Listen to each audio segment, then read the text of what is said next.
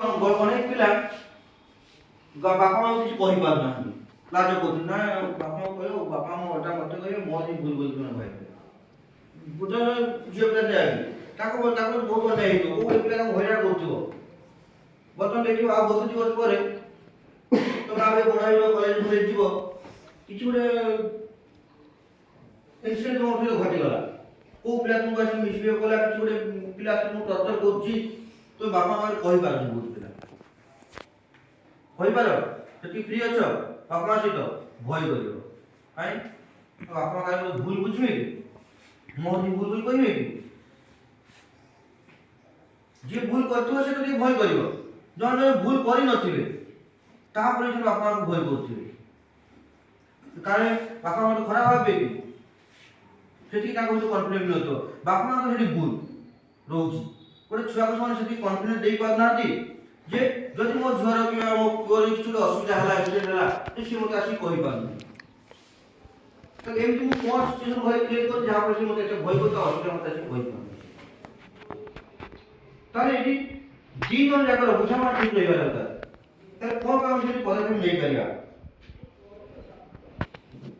ତାହେଲେ ଯଦି ତୁମକୁ କିଏ ଶାରୀରିକ ଆଘାତ ତୁମକୁ ଦେଲା, କିମ୍ବା ଯୌନଗତ କିମ୍ବା ଭାବନାତ୍ମକ ତୁମ ମନକୁ କିଏ କଷ୍ଟ ଦେଲା, ମାନସିକ ସ୍ତରରେ କୌଣସି ଭୁଲ କାମରେ, ତାହେଲେ ଏଇ ସବୁ ଯଦି କିଛି ଗୋଟେ ଇନସିଡେଣ୍ଟ ତୁମକୁ ଆସିଲା, ତାହେଲେ ତୁମ ସୁରକ୍ଷା ତୁମେ କେମିତି କରିବ? ତାହେଲେ ତୁମେ କଷ୍ଟ କେମିତି ପାଉଛ? ଗୋଟେ ପିଲା ବର୍ତ୍ତମାନ ତୁମ ବୟସରେ ତୁମେ କୋଉ ଜିନିଷ କଷ୍ଟ କରୁଛ, ତୁମେ କେତେ ପ୍ରକାର କଷ୍ଟ ପାଉଛ, କ'ଣ କଷ୍ଟ ତୁମେ ପାଉଛ ମୋତେ କହିବ?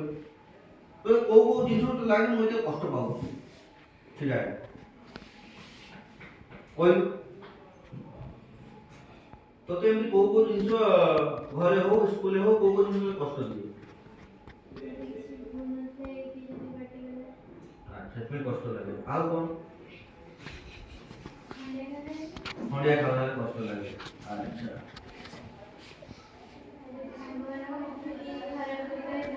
ଖରାପ କରିକି କହିଦେଲେ ସେ ମାନସିକ କଷ୍ଟ ହେଇଗଲା ନା? ହଉ, ତାପରେ ଆଉ କିଏ କହିବ? ମୋନାଲିସା କହିଲୁ, ତତେ କ୍ଲାସରେ କିଏ କିଏ କଷ୍ଟ ଦିଅନ୍ତି ଛିଡ଼ାରେ? ତତେ ଏମିତି କ'ଣ କ'ଣ ଘଟଣା ଘଟେ ଯୋଉଥିପାଇଁ ତତେ ଲାଗେ ଯେ ମୋତେ ଏଇଟା ଏଇ ଜିନିଷ ମୋତେ କଷ୍ଟ ଲାଗେ?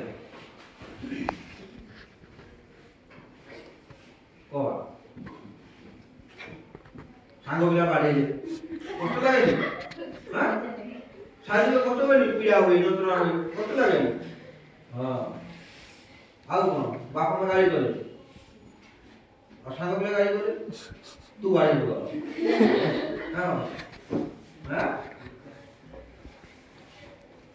ଆଚ୍ଛା, ହଉ, ବସ ବସ। ତାହେଲେ କଷ୍ଟ ବିଭିନ୍ନ ପ୍ରକାର, ଆମକୁ ମାନସିକ ସ୍ତରରେ, ଶାରୀରିକ ସ୍ତରରେ ଆମେ କଷ୍ଟ ପାଇଥାଉ। ମନେକର ବର୍ତ୍ତମାନ ଗୋଟେ ନିରୀହ ପିଲାଟା ବର୍ତ୍ତମାନ ବସିଛି, ମନେକର ଆମ ନନା ଗୋଟେ ନିରୀହ ପିଲା ବସିଛି, ତାକୁ ବର୍ତ୍ତମାନ ଝିଅ ପିଲା କ'ଣ ଗୋଟେ ଖାଇଲେ ଚିଡ଼େଇଲେ, ସେ କାମ କରୁଛନ୍ତି କିନ୍ତୁ ମଜା ଥଣ୍ଡାରେ ସେ କାମ ଚିଡ଼େଇଲେ, ଥଣ୍ଡା କରିଲେ, ତାହେଲେ ନନା କିନ୍ତୁ ନିରୀହ ପିଲା, ସେ କରିପାରୁନି, ତ କଷ୍ଟ ହେଲାନି। ବର୍ତ୍ତମାନ ଆଚ୍ଛା, ବର୍ତ୍ତମାନ ସେ ଦୀପିତାକୁ ଚିଡ଼େଇଲା କିମ୍ବା ନାରାୟଣ ତାକୁ ଚିଡ଼େଇଲା, ନନା ତ ସିଏ ପତଳା ପିଲା, ସେ ତାକୁ ବାଡ଼େଇ ପାରିବନି, ତାହେଲେ ସେ ମନ ଭିତରେ କଷ୍ଟ ପାଇଲା କି ନାହିଁ? ତାହେଲେ କାହାର ଥଟା ବି ତାକୁ କଷ୍ଟ ଦଉଛି କି ନାହିଁ? ତାହେଲେ ଥଟା ନହେବା ପରେ କଷ୍ଟ ପାଉଛି ସେ, ଯୋଉ ସମୟ ତାକୁ ଦେଖିବା ପାଇଁ ପଡ଼ିବ ଯେ ସେ କଷ୍ଟ ଜଣେ ପାଉଛି। କାହାକୁ ଯଦି ଆମେ ଗାଳି ପ୍ରୟୋଗ କରିବା ତାହେଲେ ସେ କଷ୍ଟ ପାଇବ, ମାନସିକ ସ୍ତରରେ କଷ୍ଟ ପାଇବ।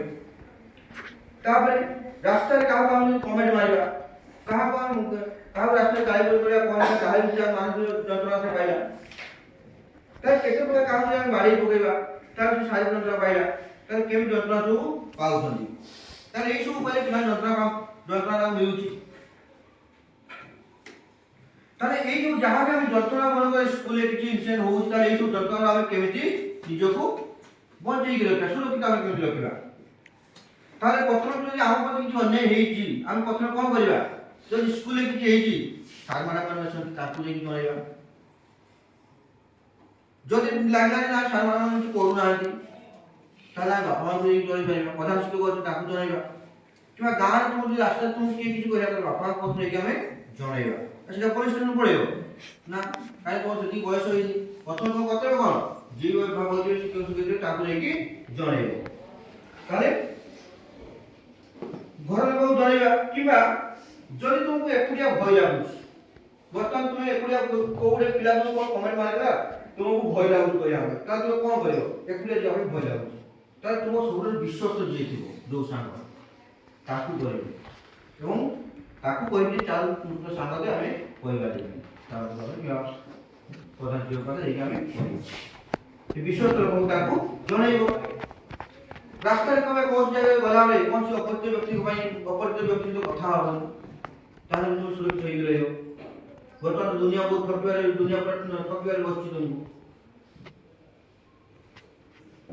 ତାପରେ କୌଣସି ଅପରିଚିତ ସ୍ଥାନକୁ ଏକାକି ଯାତ୍ରା କରିବ ନାହିଁ। ବର୍ତ୍ତମାନ ବହୁତ ସମୟ ବର୍ତ୍ତମାନ ଟିକେ ବଡ଼ ବଡ଼ ହେଇଯାଉଛନ୍ତି, ଝିଅ କୋଉ ପିଲାକୁ କିଏ ଭଲ ପିଲା ଡାକିଦେଲା ପଳେଇ ଯାଉଛି, ତାହେଲେ ସେମିତି କେବେ ଏକୁଟିଆ ସ୍ଥାନକୁ ଯିବ ହିଁ ନାହିଁ। ବର୍ତ୍ତମାନ ତୁମେ ବଡ଼ ବଡ଼ ପିଲା ହେଇଗଲ ନା ନାଇଁ, ବର୍ତ୍ତମାନ ଟିକେ ବୁଝିବା ଶକ୍ତି ମୋର ପଳେଇ ଆସିଲାଣି। ଯଦି ଗୋଟେ କିଏ ବି ତୁମ ଗୋଟେ ପୁଅ ପିଲାକୁ ଡାକୁଛି, କୋଉ ଗୋଟେ ଝିଅ ପିଲାକୁ, ଠିକ ଅଛି ତୁମର ଯୋଉ କଥା ଅଛି ପବ୍ଲିକ ସାଇଡ୍ କଥା ହବ, ଏକୁଟିଆ ସ୍ଥାନକୁ ଯିବା କ'ଣ ଦରକାର? ଯଦି ଏକୁଟିଆ ଯାଉ ସେ ଡାକୁଛି, ତାହେଲେ ତା ଇଣ୍ଟେନସନ କିଛି ଖରାପ ଅଛି, ନହେଲେ କାହିଁ ଯାଉ?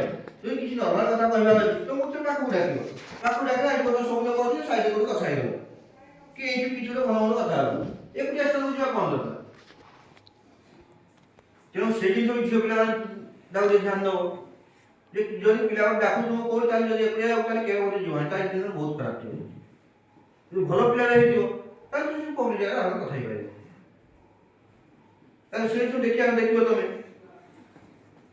ଯଦି ଠିକ ଅଛି ଅପରିଚିତ ସ୍ଥାନକୁ তুমি ଯାଉଛ, ତାହେଲେ ସାଙ୍ଗରେ ଦୁଇ ତିନି ଜଣକୁ ନେଇକି ଯାଅ, ଦଳଗତ ଭାବରେ ଯାଅ, ଏକୁଟିଆ କେବେ ଯାଅନି।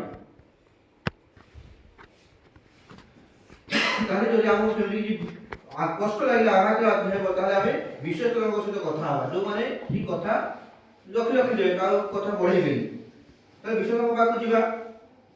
ଯଦି ଆମକୁ ଭୟ ଲାଗେ ଏବଂ ଚିହ୍ନା ଲୋକ ପାଖରେ ଅଛନ୍ତି, ତେବେ ତାକୁ ସାଥିରେ ଯିବା କହିବା। ତାହେଲେ ଯେକୌଣସି ଜାଗାକୁ ଆମେ ଯାଉଛୁ, ଯୋଉ ଚିହ୍ନା ଲୋକ ଅଛନ୍ତି ସବୁ ସାଙ୍ଗରେ ତାକୁ ନେଇକି ଯିବା, ଏକୁଟିଆ ଆମେ ଯିବା ନାହିଁ। ଏଇଭଳି କେତେ ଗୁଡ଼ିଏ ସୁରକ୍ଷିତ ନୀତି ଯଦି ଆମେ ଆପଣେଇବା, ତାହେଲେ ଆମେ ସୁରକ୍ଷିତ ଭାବରେ ରହିପାରିବା।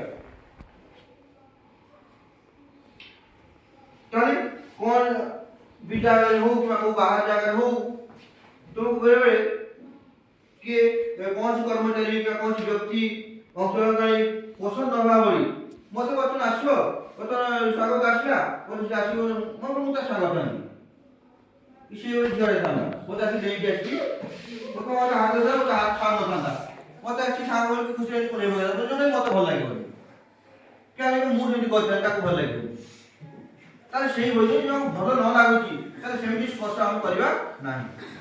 ବର୍ତ୍ତମାନ ମୁଁ ତା ସାଙ୍ଗ ହେଇଥାନ୍ତି, ବର୍ତ୍ତମାନ ମୁଁ ତାକୁ ହ୍ୟାଣ୍ଡସେକ୍ କରିଦେଲି, ମୁଁ ଗୋଟେ ହେଇଥିଲି, ସେ ଝିଅଟା ହେଇଥିଲା, ମୁଁ ସାଙ୍ଗ ମୁଁ ହେଇଥାନ୍ତି ତାକୁ, ମୁଁ ତାକୁ ଖୁସିରେ ହ୍ୟାଣ୍ଡସେକ୍ କରିଥାନ୍ତି, ମୁଁ ତା ହାତରେ ଛାଡ଼ି ନଥାନ୍ତି, ତାକୁ ଅକୱାର୍ଡ ଫିଲ୍ ହେଇଥାନ୍ତା, ମୋ ହାତରେ ଛାଡ଼ି ନେଇଯାଅ, ମୁଁ ଜାଣିଥାନ୍ତି ତାକୁ ଜାଣିଥାନ୍ତି, କିନ୍ତୁ ସେ ହାତ ଛାଡ଼ୁଥାନ୍ତା,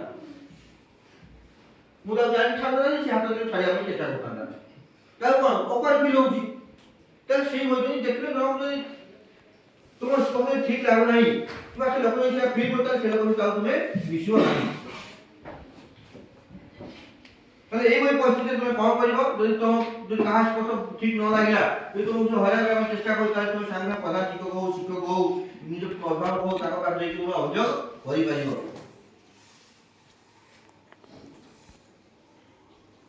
କିମ୍ବା ଯଦି ବର୍ତ୍ତମାନ କିଏ ତୁମକୁ ଧମକ ଦେଲା, କୋଉ ପୁଅ ପିଲା, ସେଥିରୁ ଯାଇପାରିବ, କିମ୍ବା କୋଉ ଝିଅ ପିଲା ଧମକ ଦେଇଦେଉଛନ୍ତି, ତାହେଲେ ପୁଅ ପିଲା କହିବ ତମେ ତ ଝିଅ ପିଲା ପାଇଁ ନୁହଁ, ପୁଅ ପିଲା ପାଇଁ ବି ହେଲା। ତାପରେ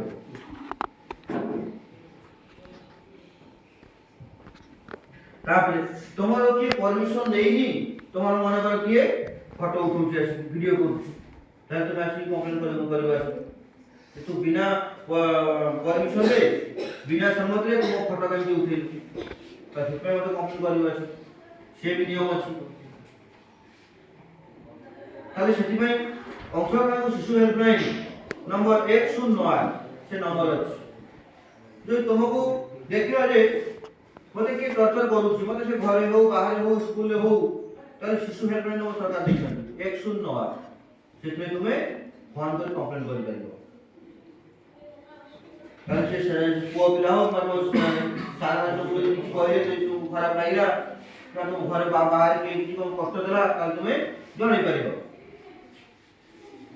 ତାହେଲେ ଶୌଚାଳୟ ଅଧିକାର ରହି, ତାହେଲେ ଯେତେବେଳେ ଶୌଚାଳୟ ତୁମେ ବ୍ୟବହାର କରୁଛ, ତମେ ବଡ଼ ପିଲା ହେଇଗଲେ ନା ନାଇଁ, ତମେ ପୁଅ ପିଲା କ'ଣ ଯାଉଛ, ଟଏଲେଟ୍ ଯାଉଛ?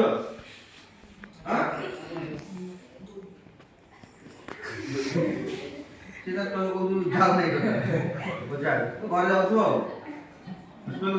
ଯାଉଛି ଆଉ। ତାହେଲେ ସମସ୍ତଙ୍କର ଅଧିକାର କ'ଣ ରହିଛି? ଯେତେବେଳେ ଯିଏ ଶୌଚାଳୟ ଯାଉଛି ତା ଗୋପନୀୟତାର ଅଧିକାର ରହିଛି, ଯେ ତାକୁ କେହି ଦେଖି ନ ପାରିବେ, ସେ ଗୋଟେ ସିକ୍ୟୁର ଗୋଟେ ସେ ପରିବେଶରେ ସେ ଏକ ଦୁଇ ଯାହା କରିବ। ତାହେଲେ ଗୋପନୀୟତାର ଅଧିକାର ରହିଛି ଆମର ନା ନାଇଁ। ହଉ ତାପରେ ଯୋଉ କଣ ଛାତ୍ରଛାତ୍ରୀ କି ଅଂଶଗ୍ରହଣକାରୀ ପୋଷାକ ବଦଳାଇବାକୁ ଯିବା, ଶୌଚାଳୟ ଯିବା କିମ୍ବା କକ୍ଷରେ ବିଶ୍ରାମ କରିବାକୁ ଯିବାକୁ ସମ୍ବୋଧନ କରୁଥିବା ଶିକ୍ଷକଙ୍କୁ ଅବଗତ କରାଇବେ। ତାହେଲେ ସେଥିପାଇଁ କାହିଁକି କୁହାଯାଉଛି, ଯେତେବେଳେ ତୁମେ ବାହାରକୁ ଯାଉଛ ସେ ସାର୍ ରହିକି ଯିବ ଯେ କୋଉ ଜାଗାରେ ତୁମେ ପୋଷାକ ବଦଳାଇବା ପାଇଁ ଯାଉଛ, ତାହେଲେ ସେ ସମୟରେ କିମ୍ବା ଶୌଚାଳୟ କୋଉଠି ତୁମେ ଯାଉଛ, ତାହେଲେ ସେ ସମୟରେ କକ୍ଷରେ ତୁମେ ବିଶ୍ରାମ କରିବା ପାଇଁ ଯାଉଛ, ସେ ସମୟରେ ତାହେଲେ ସ୍କୁଲରେ ସବୁବେଳେ ପ୍ରଧାନ ଶିକ୍ଷକ ଯିଏ ତାଙ୍କୁ ଜଣେଇକି ସବୁବେଳେ ଯିବ। କିମ୍ବା ଅଂଶଗ୍ରହଣକାରୀ ଯେକୌଣସି କାର୍ଯ୍ୟକଳାପରେ ଅଂଶଗ୍ରହଣ ପାଇଁ ନାଁ କହିବାର ଅଧିକାର ଅଛି। ମନେକର ତୁମକୁ କ'ଣ ଗୋଟେ କାମ କରିବା ପାଇଁ କିଏ କହୁଛି, କିଛି ଗୋଟେ ତୁମକୁ ଜିନିଷ ଠିକ୍ ଲାଗୁନାହିଁ, ତାହେଲେ ତୁମ ସାଙ୍ଗ ପିଲା କ'ଣ ତୁମକୁ କହୁଛି ଆସିକି ଚାଲିଯିବା ଯିବା, ତ ତୁମର ଅଧିକାର କ'ଣ ରହିଛି? ମୋ ଇଚ୍ଛା ହେଲେ କରିବି, ଇଚ୍ଛା ହେଲେ କରିବି ନା, ମୋ ନାଁ କହିବାର ଅଧିକାର ରହିଛି। ତା ବୋଲି ତ ବାପା ମୁଁ କହିବି ପାଠ ପଢ଼, ମୋ ନାଁ ଅଧିକାର ମୁଁ ନା ପଢ଼ିବିନି, ସେମିତି ନୁହଁ। ତାହେଲେ ଯୋଉଟା ତୁମକୁ ଅଲଗା କାମ, ପାଠ ପଢ଼ା ନୈତିକ କର୍ତ୍ତବ୍ୟ ତୁମର, ସେଟା ବାପା ମାଆଙ୍କ କର୍ତ୍ତବ୍ୟ ପାଠ ପଢ଼ିବ, ତମେ କିଛି ଶିକ୍ଷା ଲାଭ କରିବ। ତେଣୁ ଯଦି ଅନ୍ୟ କୌଣସି କାର୍ଯ୍ୟକ୍ରମ ଅଂଶଗ୍ରହଣ କରିବା ତୁମର ନାଁ କହିବାର ଅଧିକାର ରହିଛି।